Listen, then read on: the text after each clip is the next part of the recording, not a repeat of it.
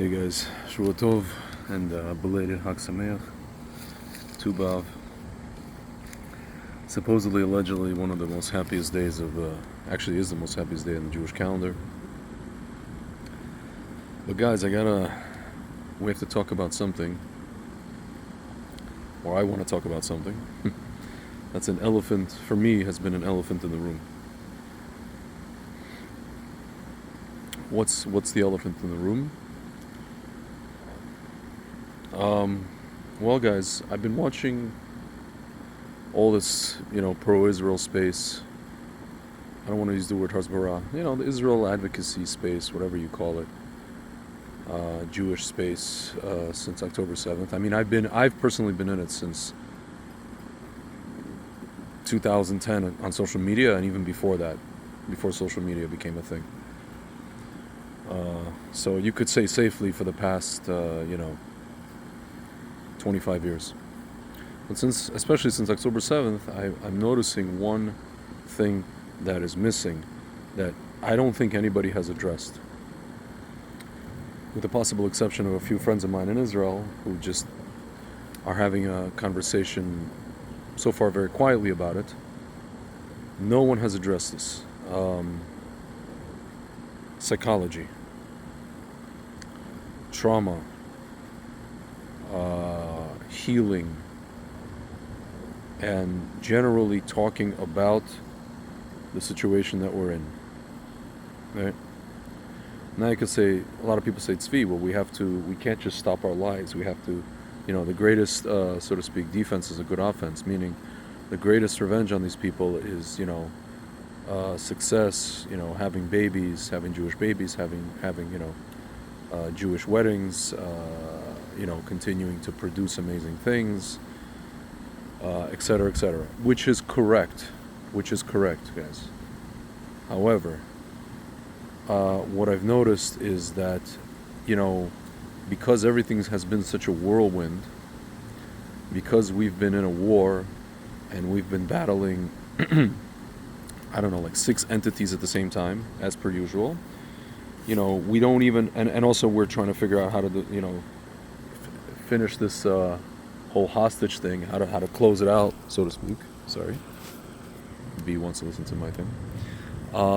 We haven't, it's like you're so busy fighting that you don't even have a moment to just,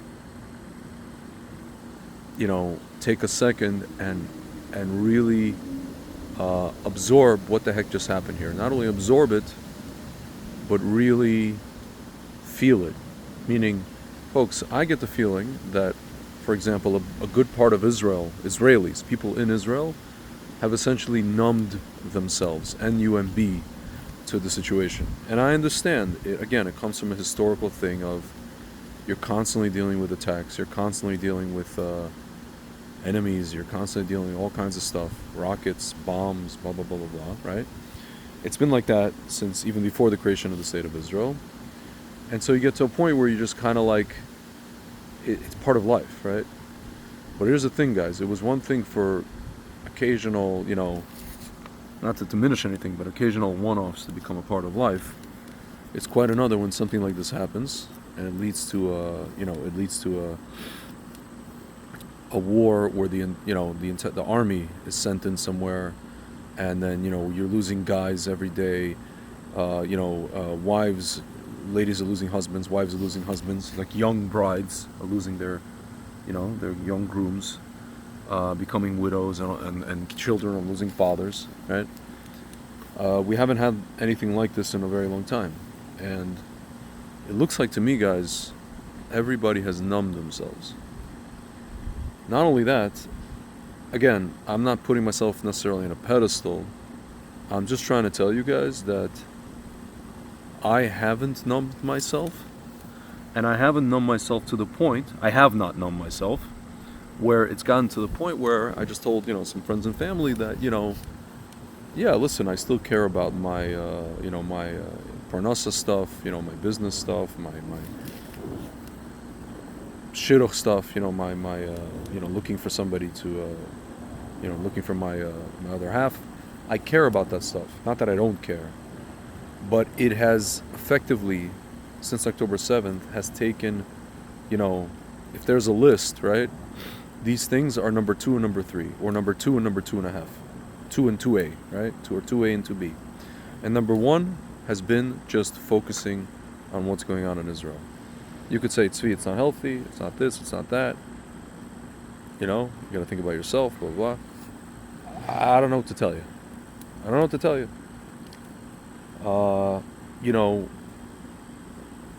My personal explanation for this is, there's just some people who feel things deep on a deeper level.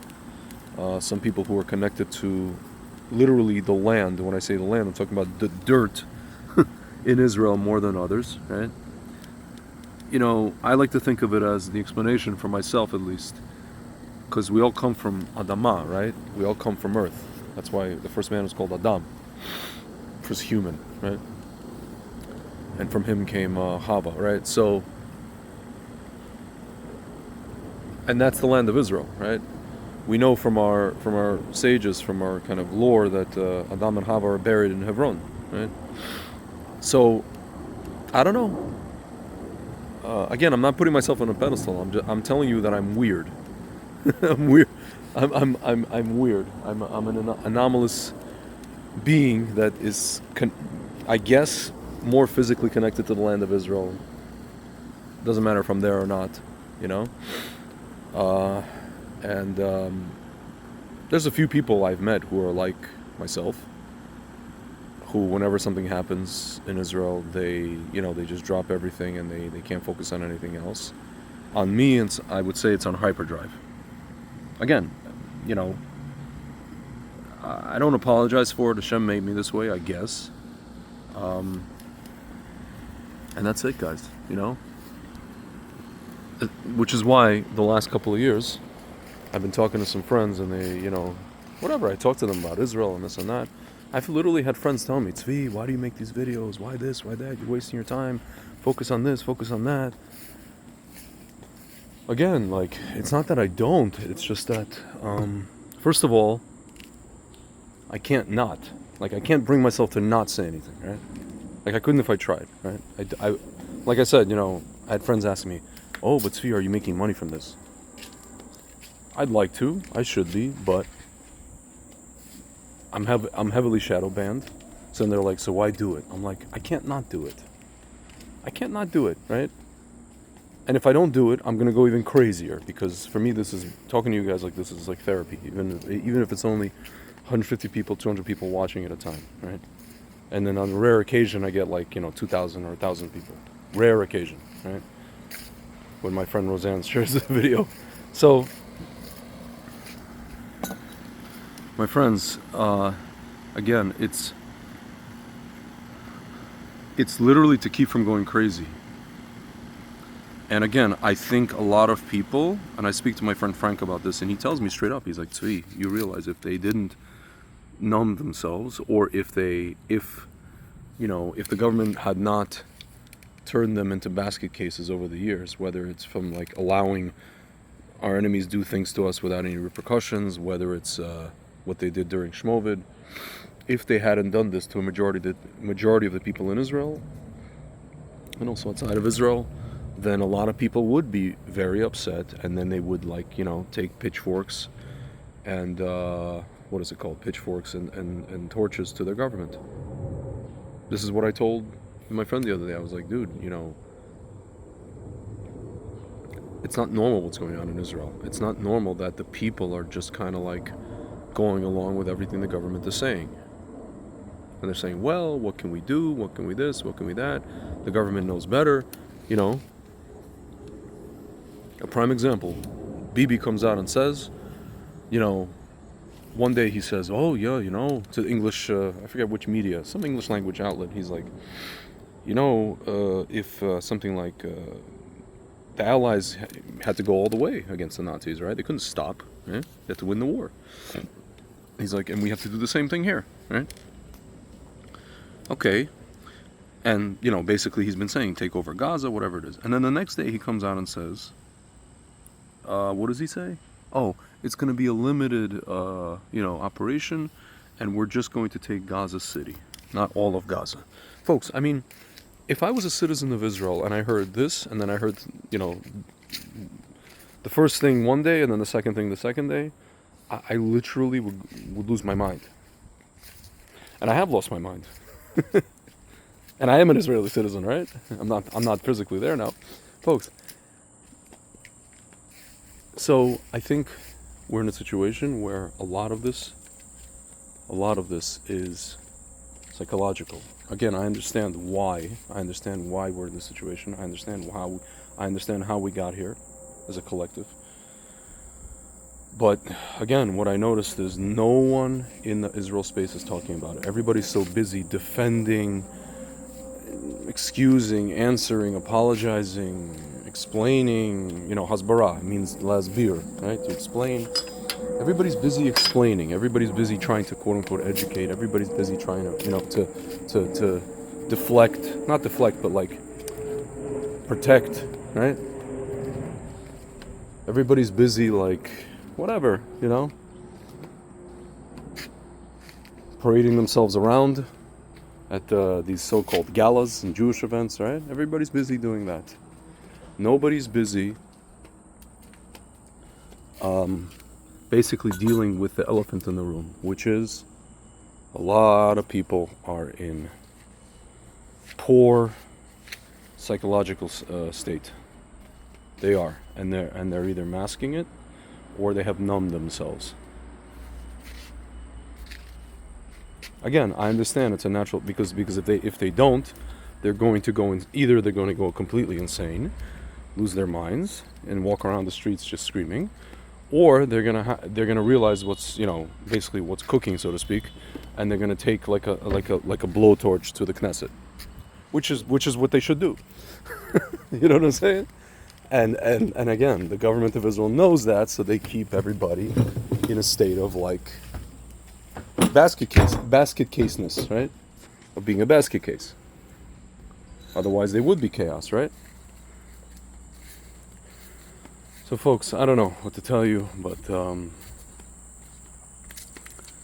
I personally will not have peace of mind and peace of solace, so to speak, until at the very least and or the hostages come back, however they come back, either to be buried in the land of Israel or to come back in one piece, and or we take over Gaza and we remove every single enemy from there. I will not be able to literally function on a full capacity basis. That's just the God's honest truth. Again, you can say tzvi, it's bad. You have to bring yourself to, you have to in Russian we say sabiri себя, gather yourself, and etc. Listen, I'm doing my best, okay? But I've never had the ability to numb myself. I had situations in my life where things happen and I try to numb myself, and then what happens when I numb myself, even for a temporary period of time, eventually there needs to be a release, right? You can't keep things bottled inside.